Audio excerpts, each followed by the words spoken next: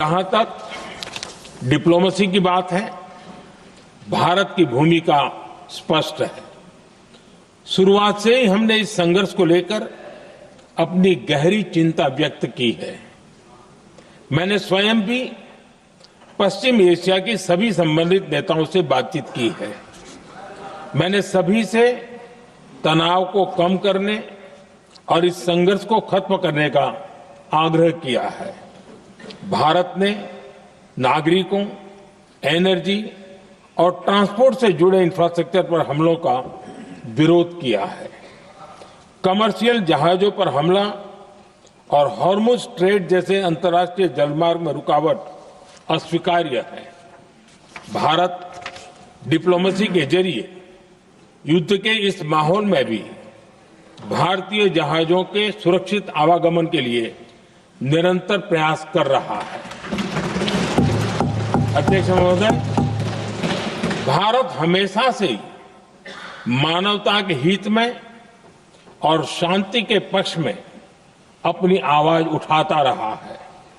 मैं फिर कहूंगा कि बातचीत और कूटनीति ही इस समस्या का समाधान है।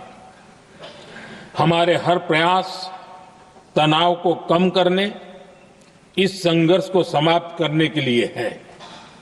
इस युद्ध में किसी के भी जीवन पर संकट मानवता के हित में नहीं है।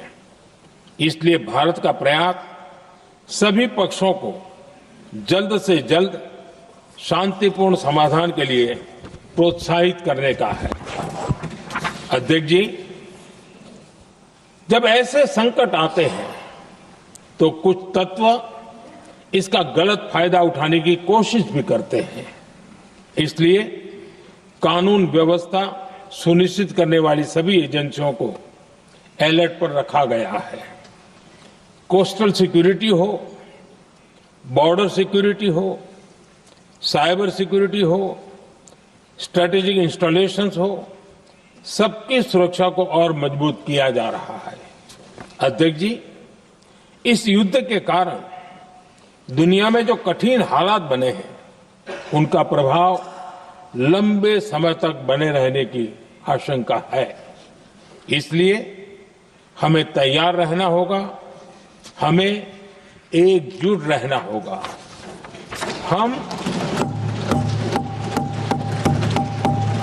हम कोरोना के समय भी एकजुटता से ऐसी चुनौतियों का सामना कर चुके हैं। अब हमें फिर से उसी तरह तैयार रहने की